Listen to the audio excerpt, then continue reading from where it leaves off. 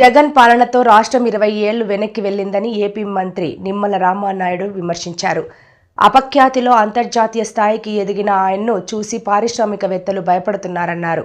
తూర్పుగోదావరి జిల్లా నిడదవోలులో ఎమ్మెల్సీ ఎన్నికలపై కూటమి నేతలతో మంత్రులు నిమ్మల, కందుల దుర్గేష్ సమావేశం జరిగింది.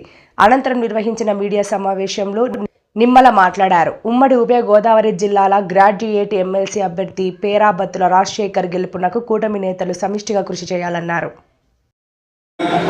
ధాన్యం బకాయిలు 1650 కోట్ల రూపాయలు ఆ రోజు జగన్ బకాయి పెడితే మళ్ళీ 6-7 నెలల్లోనే ఆయన బకాయి పెట్టినటువంటి 1650 కోట్ల రూపాయలు ధాన్యం బకాయిలు మళ్ళీ అందించడం కానీ, అదేవిధంగా గుంతలు లేనిటువంటి ఆంధ్రప్రదేశ్ రాష్ట్రం చూడాలనేటువంటి ఉద్దేశంతో పెద్ద ఎత్తున ఏదైతే ఆ రోడ్లకి మరామతులు చేస్తూ గుంతలు లేనిటువంటి రాష్ట్రంగా ఏదైతే R&D కానీ PR కానీ పనిచేస్తున్నటువంటి పరిస్థితి కానీ, అంటే ఇట్లా అభివృద్ధిని ఒక పక్కన చేస్తూనే మరొక పక్క మరి 3000 రూపాయల పెన్షన్ 4000 రూపాయలు, 6000 రూపాయలు, 15000 రూపాయలకి పెంచి ఇంటి దగ్గర ఇవ్వడం కానీ, 16,000 పోస్టుల DSCని మన నోటిఫికేషన్ ఇచ్చి మరి ఏంటంటే ఈ ఎన్నికల సందర్భంగా తెలియజేసుకుంటూ, అదేవిధంగా ఉభయ గోదావరి జిల్లాల 34 కూడా మొన్న తెలుగుదేశం, జనసేన, బీజేపీ